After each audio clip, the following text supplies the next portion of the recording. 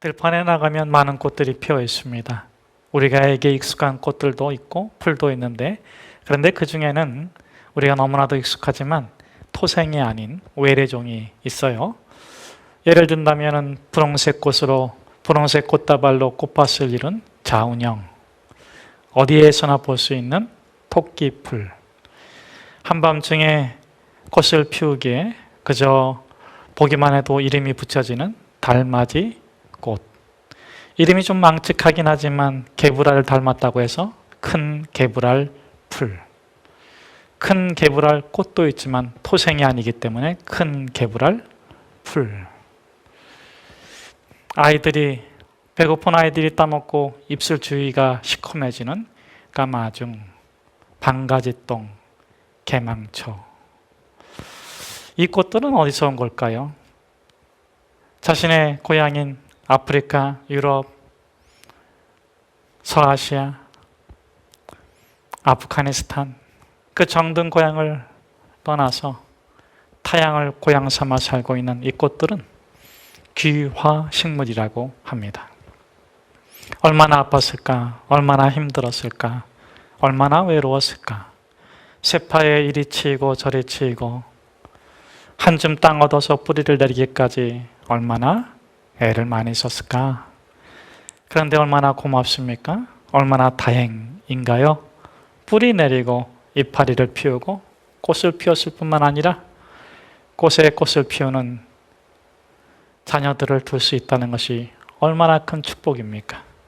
그래서 이제는 그 서러운 타양도 고향이 된 꽃들, 그걸 우리는 전문적 용어로 귀화식물이라고 해요. 하지만 다 이렇게 고향을 버리고 타양을 찾아 뿌리를 내렸다고 해서 열매를 맺은 것은 아니랍니다. 그러지 못한 식물들도 참 많이 있어요. 그들을 우리는 떠돌이 식물, 나그네 식물이라고 합니다. 한때 뿌리를 내렸지만 다 사라져버리고 말았어요. 그들은 왜 나그네, 떠돌이, 사라진 식물이 되었을까요? 첫째, 갑작스럽게 변화된 환경에 자기 자신을 변화시켜 적응하지 못한 까닭일까요? 둘째,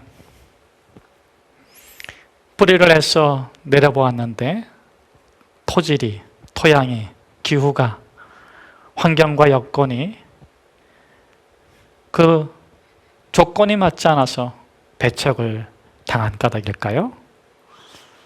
셋째, 그것도 아니라면 꽃을 피워서 열심히 열매를 맺고자 했지만 수분 매개자가 없어서 아쉽게도 시들어버리고 뿌리가 말라버리고 사라져버린 것일까요? 이유는 정확하지 않지만 이유가 무엇이든지 더욱 분명한 사실은 그들은 결코 남아있지 않다는 것입니다. 아득한 세월의 너머로 사라져버리고 말았어요. 식물만 그럴까요? 사람은 다를까요? 여러분들의 고향은 어디인가요? 혹 타양살이 하시는 분은 안 계십니까? 혹 이곳을 타양이었지만 고향 삼으신 분은 또 안 계십니까? 우리는 누구나 고향을 떠나고 집을 떠나고 부모를 떠나서 새로운 삶의 터전에서 뿌리를 내리기를 원합니다. 그리고 그 뿌리 내린 곳이 진정한 홈이 되기를, 고향이 되기를 간절히 바라지요. 이것은 우리 육체의 삶만이 아니라 영적인 삶에서 기인된 거예요. 인간은 에덴을 잃어버렸습니다. 타락한 죄로 말미암아 에덴을 잃어버린 인간은 끊임없이 참된 본향을 사모하고 또 찾고자 합니다. 어떻습니까, 여러분?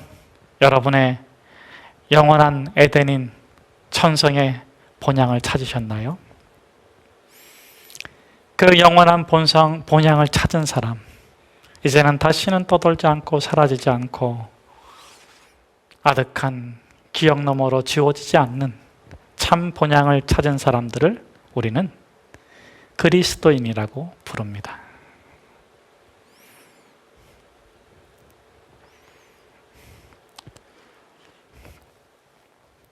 여러분들은 진정한 본향을 찾으셨습니까? 아니면 아직도 떠들고 있지는 않습니까? 우리는 그렇게 핑계댈 수 있어요. 나를 배척하고 있어. 나를 밀어내고 있어. 나를 받아주지 않아.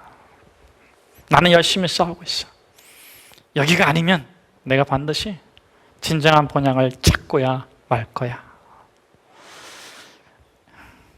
그러나 여러분, 그것이 과연 우리가 잘하고 우리가 노력하고 우리가 애쓴다고 해서 잃어버린 에덴을 찾을 수 있을까요? 죽음을 생명으로 바꿀 수 있을까요? 저주를 축복으로 바꿀 수 있을까요? 어떻게 그리스도인들은 참된 생명을 찾고 참된 본향을 찾은 것일까요? 우리는 그것을 믿음의 조상들에게서 배울 수 있는데, 여러분, 아브라함이 어떻게 가나안에 갔습니까? 갈 바를 알지 못하되 오직 여호와를 어떻게 함으로? 믿음으로. 그러면 이삭은 어떻게 죽음을 넘어서 영생에 이를 수 있게 되었습니까? 아버지가 모리아 제단에 놓고 자기의 목을 치려고 할 적에 양 대신 제물 삼으려고 했을 때 이삭은 무엇을 믿었습니까? 죽을지라도 죽이지 아니하시는 하나님의 사랑. 죽음에서도 자신을 지켜주시는 생명 되시는 하나님을 믿었던 것입니다. 그렇다면 도망쟁이 야곱, 거짓말쟁이 야곱은 어떻게 구원을 얻었습니까? 어떻게 본향에 이를 수 있게 됐어요? 아버지를 쫓겨나가고 형에게 쫓겨나서 삼촌에게 마저 쫓겨서 도망쳤을 때 그는 깨닫게 됩니다. 뭘 깨달았습니까? 자기 욕망, 자기 욕심으로 얻을 수 있는 이 땅의 에덴은 없다. 돈으로 이룰 수 있는 에덴도 없고 권력으로 이룰 수 있는 에덴도 없고 이 땅의 파라다이스는 존재하지 않는구나. 그럼 이 땅에 존재하는 건 뭐예요? 시름, 괴로움, 투쟁. 정말 그가 살아온 삶을 보니까 너무 거칠었어. 너무 험악했어. 너무 외롭고 너무 힘들었어. 그런데 비로소 그는 야복강가에서 씨름은 하나님하고 해야 되는 것을 깨닫습니다. 자기의 환도뼈를 치시지만 결코 부러뜨리지 아니하시는 하나님. 고난을 주시지만 결코 저주하지 아니하시는 하나님. 죽음에까지 밀어넣으시지만 죽음을 이기고 영생을 주시는 그 하나님을 믿을 때 그는 그의 본향으로 돌아갈 수 있었습니다. 네 번째 믿음의 조상인 요셉은 어떻습니까? 구덩이에 던져지고 감옥에 던져지고 억울함의 누명을 쓰고 고통의 누명을 쓰고 자신의 꿈이 짓밟힐 그때에도 그가 믿었던 것은 무엇입니까? 마침내 애굽의 국무총리가 되어서 그가 깨달은 믿음이 무엇입니까? 하나님은 꿈을 이루어 주셔서 그 꿈을 통해서 나를 구원하는구나. 우리 가정을 구원하는구나. 그 어떤 상황에서도 하나님이 주신 꿈을 포기하지 않을 때 꿈을 이루어 주시는 하나님을 믿음으로, 그는 비록 애굽이었지만 참된 본향을 바라보고 흠모하고 기다렸던 것입니다. 그의 마지막 유언이 무엇입니까? 언젠가 하나님께서 애굽의 문을 여시고 저 가나안, 저 본향을 향해 가게 할 때에 내가 너희들을 구원한 것처럼 너희가 나를 구원하라. 내 무덤을 파고 뼈를 모아가지고 그것으로 옮겨가 달라. 여러분, 오늘 본문의 메시지의 첫 번째 메시지는, 우리 주 예수 그리스도께서 우리에게 주시는 첫 번째 메시지는 약속의 성취는 믿음으로 받는 것이다. 무엇으로 받는다고요? 노력이 아니고 행위가 아니고 약속의 성취는 믿음으로 받는다. 오늘 본문은 참 비장하기도 하고 재미있기도 하고 예리하기도 하고 슬프기도 하고 기쁘기도 합니다. 왜냐하면 유월절 잔치는 가장 큰 잔치예요. 구원의 감격을 누리는 잔치예요. 그 기쁨과 그 축제에 맞닿아 있는 게 뭡니까? 배신, 두려움, 불안, 버림당함. 12명의 제자들은 공이 무엇을 생각하고 있습니까? 도망갈 것인가? 붙을 것인가? 예수님께서 왕이 되면 오른쪽에 붙어야지. 왼쪽에 붙어야지. 예수님께서 정말 고난을 당하면 도망가는 게 맞지 않을까? 그렇게 기쁨과 슬픔, 축제와 비극이 함께 뒤섞여 있는 그 최후의 만찬에 초청받은 사람은 12명. 제자가로 대표되고 있지만 12는 완전수입니다. 그 초청받은 자들 가운데서 예수님께서 음식을 먹다가 이렇게 말씀하십니다. 너희 중에 한 사람이 나를 팔 것이다. 나는 아니지요. 주여, 나는 아니지요. 주님, 저는 아니지요. 모든 제자들은 그렇게 예수님께 자신은 아니라고 말을 합니다. 그때 가룟 유다도 랍비요, 선생님, 저는 아니지요. 주님께서는 똑같이 말씀해 주십니다. 너가 말하였도다. 그 자신이 누구인지 모르지만 그만 알도록 주님께서는 말씀하십니다. 그런데 여기서 한 가지 더 깨닫는 게 있습니다. 그렇게 절제하시는 예수님이 마지막까지 그를 사랑하고 있다는 것입니다. 덜 사랑하지도 않고 더 사랑하지도 않고 12명을 공히 사랑하고 계시다는 것을 알 수 있습니다. 이 본문이 더욱 독특한 것은, 마태에 의해서 더욱 독특하게 규정되는 것은, 이렇게 이 최후의 만찬 이전에 배신할 것을 물어보시고 말하시고 나서 이렇게 말씀하시는 거예요. 이것은 내 몸이니 이것을 받아 먹으라. 이것은 나의 피니 이것을 받아 마시라. 그리고 나서 마태는 베드로의 부인 예고를 기록하고 있습니다. 예수님께서 베드로에게 너가 나를 부인할 것이다. 주여, 제 목숨이 붙어있는 한 결코 주님을 배반하지 않겠습니다. 그러나 그는 안타깝게도 예수님의 예고대로 행하죠. 그러므로 마태는 이렇게 외치는 것입니다. 가룟 유다와 베드로가 다르지 않습니다. 우리는 모두 다 12제자와 같습니다.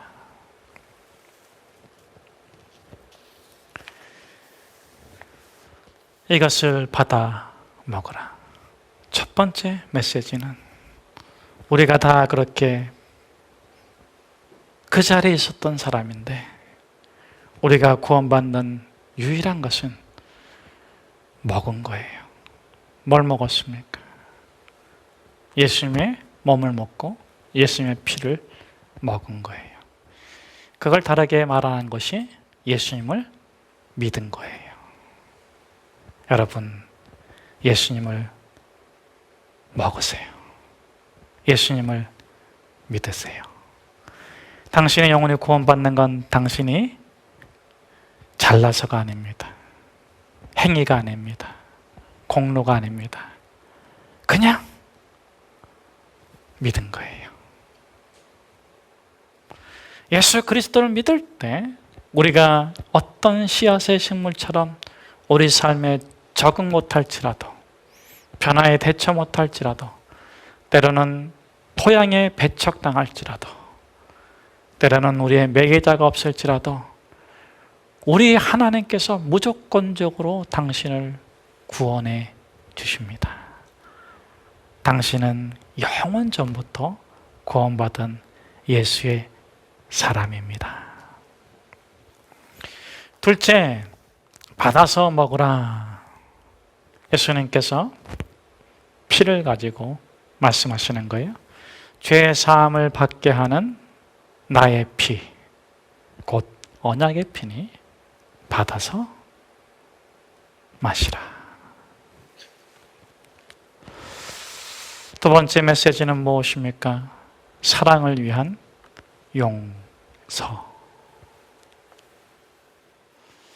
왜 예수님께서 자신의 핏값으로 우리를 속량해 주십니까?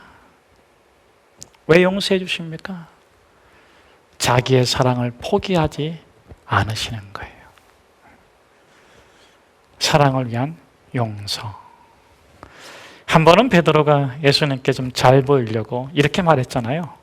주님, 그러면 7번까지 용서해 주면 되겠습니까? 몇 번이요? 당시 랍비들은 3번까지 용서해 주면 된다고 가르쳤습니다. 그런데 베드로는 몇 번이요? 7번까지 용서하면 되겠습니까? 그러면 제가 용서의 계명을 이룬 자입니까? 이렇게 묻는데 주님의 대답이 무엇입니까? 7번까지 용서해줘. 왜? 7번까지 우리는 용서해야 할까요? 용서라는 헬라 단어는 이런 뜻도 포함되어 있습니다. 첫째, 풀어주다.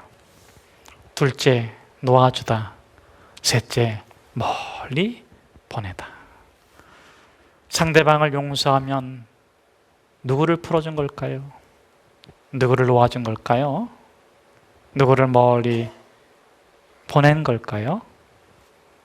그를 풀어준 것 같고 그를 놓아준 것 같지만 내가 풀어짐을 당하고 내가 노임을 받고 내가 자유함을 누리는 겁니다. 당신 안에 있는 참 사랑을 포기하지 마세요. 예수님은 완벽한 이기자예요. 결코 자기 안에 있는 사랑을 그 어떤 이유에서도 상책이 내지 않았어요. 그 완벽한 이기주의가 가장 완벽한 타자주의가 된 것입니다. 무엇 때문에? 하나님을 더 사랑하겠다는 그 믿음을 포기하지 않으니까. 여러분, 용서가 뭡니까? 용서는 선물이에요. 나 같은 자를 구원해 주시고 우리 같은 인간을 사랑하시고 마지막 순간까지도 진실로 사랑하시는 그 십자가의 선물을 받은 거예요. 사랑하는 온누리비전 성도 여러분, 그 선물을 빼앗기지 맙시다. 비교 열등감이나 비교 우월감에 빼앗기지 맙시다. 정의란 이름에 빼앗기지 맙시다. 공평이란 이름에 빼앗기지 맙시다. 억울함이라는 것에 빼앗기지 맙시다. 우리는 지켜야 돼. 뭘 지켜야 돼요? 때로는 정의란 이름으로, 때로는 공평이란 이름으로, 때로는 불공평하다는 이유로 우리 안에서 십자가의 은혜를 헤아려 하고 빼앗아 가려고 하는 그 어둠의 세력들에 대해서 우리는 당당히 이렇게 말할 수 있어야 됩니다. 예수 그리스도의 보혈이 나에게 새로운 삶을 선물해 주었습니다. 예수 그리스도의 보혈이 나에게 영생의 축복을 지금 여기서 누리게 했습니다. 그것이 악에게 빼앗기고 미움에 빼앗기고 아픔에 빼앗기고 저주에 빼앗기지 않기 위하여 예수님께서 보혈을 주시면서 말씀하십니다.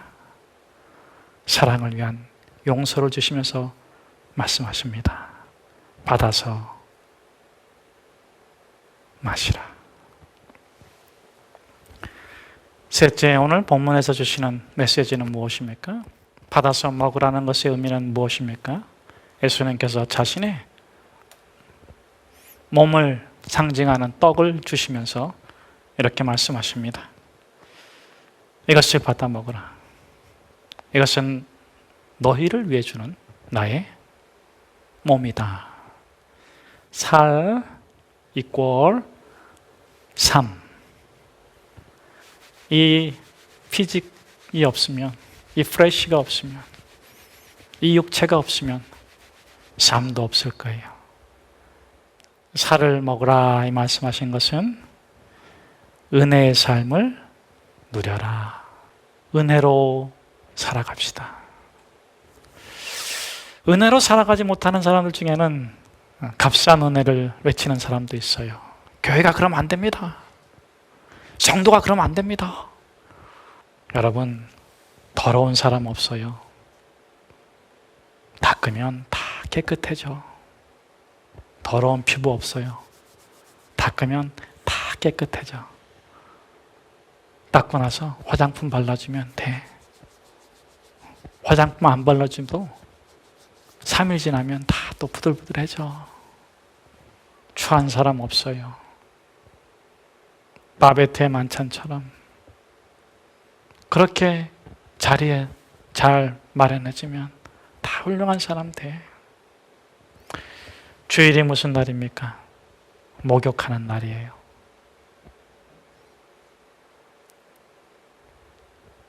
이것을 받아 마시라. 이것을 받아 먹으라. 주님의 보혈을 먹고 주님의 살을 먹고 우리 안에 은혜 아닌 것들이 끼어들어와 있는 거 다 버리고 어떤 이유에서든지 하나님을 더 사랑하게 하지 못하는 것들을 우리가 닦아내고 십자가의 은혜, 십자가의 은총, 그래, 내가 사는 삶의 목적은 더 사랑하는 거야. 하나님 더 사랑하면 나를 더 사랑하게 되고 하나님 더 사랑하면 이웃들을 용서하고 사랑하고 축복하고. 사랑하는 여러분, 오늘도 우리 먹읍시다. 예수님의 보혈, 예수님의 살.